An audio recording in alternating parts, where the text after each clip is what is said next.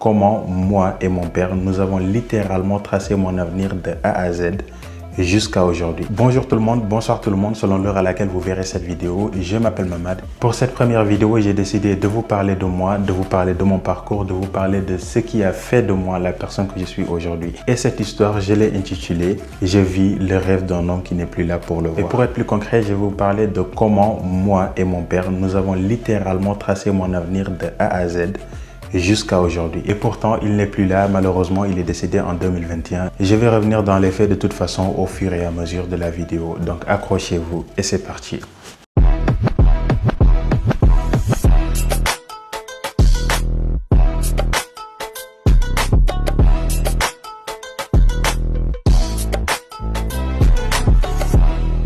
Donc moi je m'appelle Mamadou Nyong, j'ai 22 ans et je suis né au Gabon. On y vivait, moi et ma famille, et malheureusement en 2007 mon père a eu un grave accident. Il a eu un handicap, ce qui nous a contraint, moi et ma famille du coup, à retourner au Sénégal. Il a perdu son travail, donc il était devenu inapte. On a été obligé du coup de rentrer au Sénégal en 2007. Et une fois au Sénégal, voilà, c'était le nouveau départ. Mais les galères, ils ont commencé en ce moment-là. Vu que voilà, ils ne travaillaient pas et nous, on vivait dans une grande famille. Et quand tu vis dans une grande famille et que tu ne contribues pas, tu te mets à la risée de toutes les critiques, tout ce qui est défectueux, tout ce qui a été cassé, c'est soit toi, soit tes enfants. Et en ce moment-là, c'était très compliqué pour nous. On jouait, on courait, on dansait, on cassait des choses. À chaque fois, c'était des problèmes et encore et encore. C'était vraiment compliqué en ce moment-là. C'est une grande famille, on se comprend. Et ce n'est pas parce que ces personnes-là, ils vous détestent ou autre. C'est juste que voilà, dans une grande famille, généralement, ça fonctionne comme ça. C'était vraiment la période où les galères ont commencé. Et en 2009, cerise sur le gâteau, mes parents ont divorcé. Du coup, j'ai été obligé de rester avec mon père qui m'a éduqué, qui m'a élevé, qui m'a appris plein de choses. Tout ce que je sais aujourd'hui, vraiment, c'est grâce à lui. Et dans cette même foulée, on a tracé littéralement de A à Z mon parcours scolaire, professionnel un peu, bref, tout. Donc en 2009, mes parents ont divorcé, je suis avec mon père, donc il a été obligé même de déménager pour réduire tous les problèmes qu'il y avait avec la famille. Il a pris sa petite maison au coin vraiment du village, dans un endroit où il y avait quasiment personne. Maintenant, il y a des gens qui commencent à déménager de ce côté-là. Et notre activité principale, c'est devenu l'agriculture. Il était handicapé, il ne pouvait pas, mais il essayait quand même de faire quelque chose. Moi, j'allais à l'école et à la descente, j'allais au champ pour lui ramener à manger et aider un peu avant de retourner l'après-midi. Parfois aussi, voilà, quand il y avait pas cours, les jours fériés ou pendant les vacances, mon activité principale, c'était les champs, on était ensemble. Pourtant, j'avais clairement entre 10, 12 jusqu'à voilà, 15, 16, jusqu'à ce que j'ai la majorité. J'étais tout le temps au champ. Déjà, même, je me rappelle, même en terminale, j'allais à l'école. J'ai terminé mes cours vers midi, 14h et j'avais un vélo en ce moment-là. Du coup, je faisais presque 10 km à vélo pour aller au champ. Déjà de l'école jusqu'à chez moi, puis de chez moi jusqu'au champ. Donc, c'était vraiment énorme et j'ai tenu cette routine-là tout le long du coup de mon année de bac. Et pourtant, ça ne m'avait empêché de le valider. Et pour parler du coup du côté scolaire un peu, j'ai toujours été brillant à l'école, machallah. Donc il n'y a jamais eu de problème sur ça. J'ai toujours été dans les 5 premiers. À part pour la CP, du coup l'année où mes parents ont divorcé, où c'était très compliqué. J'étais, je sais plus, 7e ou 8e, mais à part ça, j'ai toujours été dans les 5 premiers du coup de la classe. Et à partir de ce moment-là, mon père il commençait à mettre des idées en tête, du style, t'es vraiment né pour être une grande personne, donc vraiment les études c'est la clé, vu que lui il n'a pas eu la chance de faire des études, mais il était convaincu que ses enfants ils pourraient le faire et que ça pourrait être vraiment la clé. Donc il nous encourageait à le faire chaque fois pour nos leçons. C'est lui qui nous surveillait pour qu'on étudie et à la fin il nous disait de réciter des cours par cœur. Donc il y avait moi et ma grande sœur, on était dans la même classe. J'ai sauté une classe, voilà, du coup j'étais avec ma grande sœur et là il nous disait récitez littéralement vos cours par cœur. Donc il y a ma grande sœur, elle écoute, je récite, elle me dit si c'est bon, s'il y a des fautes, elle rectifie et on inverse les cahiers pour qu'elle aussi elle récite. Donc là, il nous disait c'est bon ou c'est pas bon. Donc voilà, là c'était vraiment la première étape où il a commencé vraiment son petit coaching pour orienter ses enfants entre guillemets. C'est clairement à cette période-là qu'il a commencé à me parler de grandes personnalités politiques, des faits historiques que j'ai découverts même avant l'école. Par exemple, il avait l'habitude de me parler du général de Gaulle, de Fidel Castro, de Hitler, de comment la guerre elle avait commencé. Donc tout ça, c'est des histoires qu'il me racontait juste comme ça quand on était au champ, quand on était à la forêt pour aller chercher du bois mort, des trucs comme ça. Donc il m'expliquait beaucoup de faits historiques. Il m'expliquait aussi des histoires de ma famille, comment ça s'est passé, genre jusqu'à ce qu'on vienne dans le village où on habite, donc des faits vraiment historiques. Donc il me parlait de ça en fonction de ses connaissances, même si voilà, il y a certains passages, c'est des mythes qu'il a fallu déconstruire à l'école et tout ça, mais c'était quand même des moments où on arrivait à parler de tout ce qui était politique et lui, son orientation, elle était claire, vraiment, il voulait que je m'oriente dans ce domaine-là. À chaque fois, il insistait sur le fait que la guerre, ça faisait juste que causer des dommages, mais ça ne réglait aucune situation. Donc, ça rajoutait juste des problèmes, ça n'en réglait pas. Donc, il me disait que je sais que tu es un leader né et quand tu auras la possibilité de gouverner, sache bien que voilà, ça ne sert à rien de s'engager dans des guerres, des conflits, ça ne résout rien du tout. C'est vraiment sa philosophie à lui, même si moi, voilà, je voyais pas ce côté-là, leader et tout. Je disais que voilà, c'est ton père, il va essayer de te chèvre un peu comme on dit maintenant, essayer vraiment de te mettre un peu des graines de sable dans les yeux pour essayer de te faire voir une version belle de ton avenir. Il va pas te mettre tes bâtons dans les roues en te faisant douter de toi. Donc voilà, cette étape-là, elle a beaucoup joué et il a confirmé vraiment ce moment-là où il a été devant moi et m'a dit clairement: t'es le leader de la famille, où tu vas être vraiment la relève de la famille, ou l'avenir, ou l'ambition, l'espoir de la famille, etc. C'est au moment où on a remporté un concours de génie en herbe. C'est un concours voilà, de questions-réponses entre les écoles, c'est un concours national entre les écoles et notre école l'a remporté. C'était en 2012, oui je pense. Et en ce moment-là, il était tellement fier, il a vraiment clamé mon nom dans tout le village, partout où il passait, il parlait de moi et tout. À chaque fois qu'il y avait des rassemblements, lui parlait de son fils, il disait clairement que c'était incroyable, qu'il ne savait pas qu'il allait vraiment connaître ça un jour et tout. Donc il a vraiment continué dans cette lignée-là de coaching, d'encouragement et aussi de m'orienter vers une direction qui était clairement tracée pour lui, que j'allais vraiment m'intéresser dans ce domaine-là, pas forcément de la politique, mais au moins des politiques publiques. Donc lui, c'est ce qu'il voulait que je fasse et moi aussi en fonction du choix de mes études, j'ai pas totalement été dans ça, mais je m'en suis rapproché. Je vais vous expliquer de toute façon par la suite dans le choix de mon parcours d'études. Donc pour revenir à mon parcours scolaire, au collège également, c'était la même chose, toujours dans les 4-5 premiers. Et au lycée, j'ai tout le temps été premier de ma classe.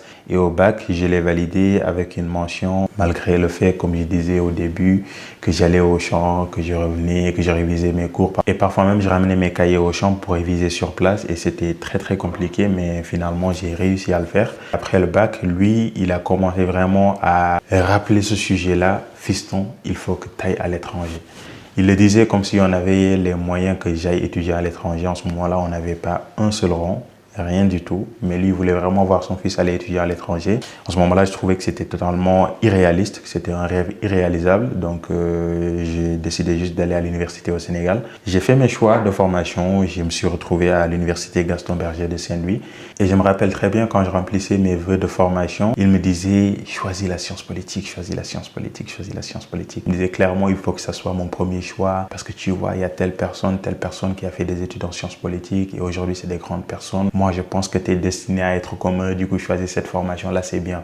Il a même appelé une personne qui enseignait à l'université pour lui demander ce qu'il en pensait des études en sciences politiques. Et cette personne-là avait dit que c'était des bonnes études et que je pouvais le choisir. Même si derrière, il y avait des gens qui me disaient, clairement, pour ma situation familiale, on était pauvres. Je peux le dire ici sans complexe, on était très très pauvres. Tout le monde disait qu'après le bac, c'est plus intéressant de faire des formations professionnalisantes. Au bout de 2-3 ans, tu as une formation pour que tu puisses aider au plus vite ta famille. Donc, ça ne servait à rien de s'encastrer dans des formations longue durée. Donc, moi, je ne voyais pas ça du même œil. Moi, je voulais faire vraiment de bonnes études et de longues études pour au final, voilà, avoir un travail digne de son nom. Donc, c'était toujours ma ligne de conduite. Donc, finalement, il a réussi à me convaincre de faire des études de sciences politiques. Je suis allé à la fac en 2021, janvier 2021. Et vu que j'avais eu la mention au bac, j'avais donc une bourse complète. Donc, avec la bourse, j'économisais, j'achetais rien, pas de vêtements, rien du tout, pas de plaisir, rien. À part pour des urgences pour la famille, par exemple, on n'a plus rien pour acheter à manger ou autre, j'ai envoyé de l'argent. Ou par exemple pour des événements tels que l'Aïd ou des mariages ou autres, j'ai d'envoyer de l'argent pour qu'au moins la famille soit présentable, qu'ils puissent acheter des habits ou autre. Donc voilà, c'était les seules dépenses que j'avais. Et je coffrais. Je disais que là, 2020, je coffre. 2021, je coffre. Et 2022, Inch'Allah, je serai en France. Et c'était vraiment le plan qu'on avait établi, moi et mon père.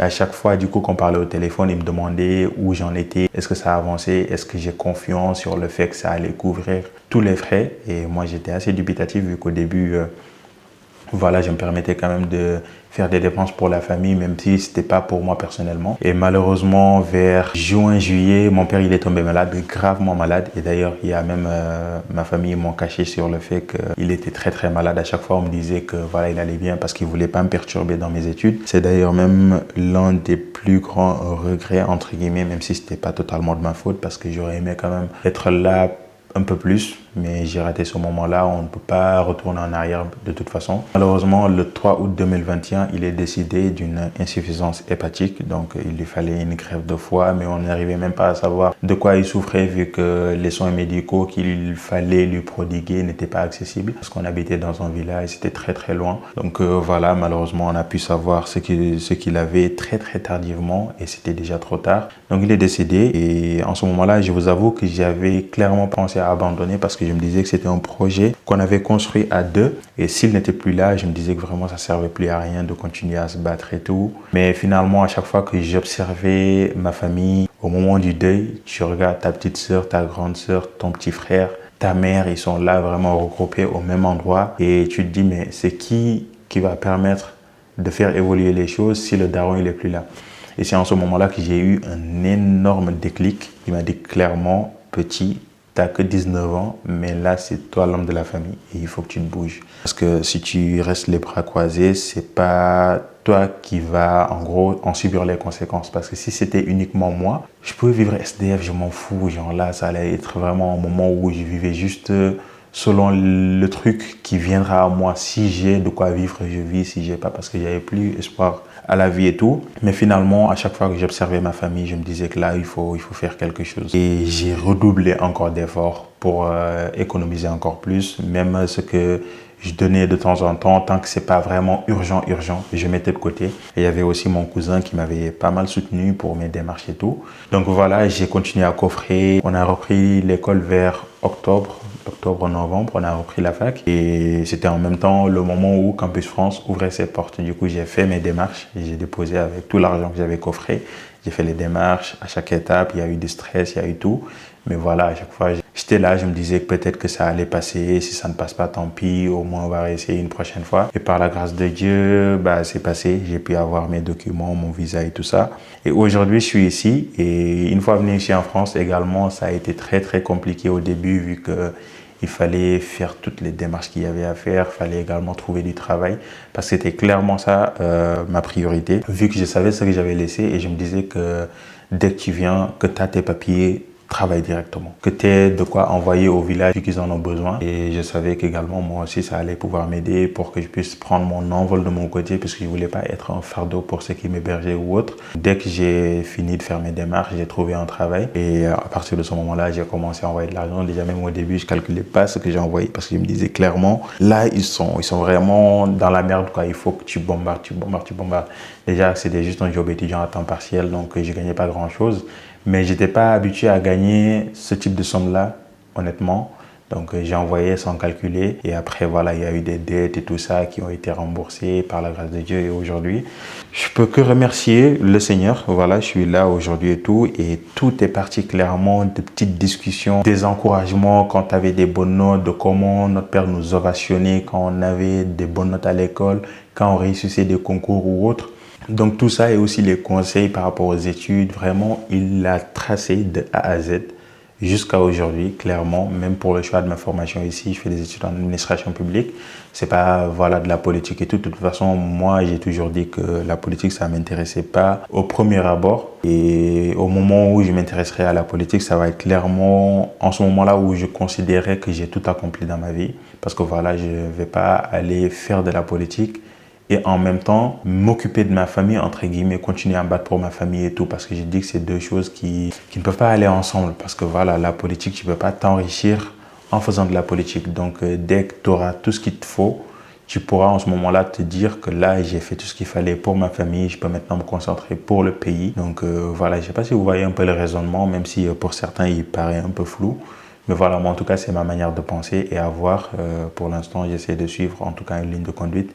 Et tant que j'aurai un souffle de vie sur cette terre, je continuerai sur cette ligne-là qu'on a tracée. Parce que je ne vais pas dire qu'il me l'a imposé.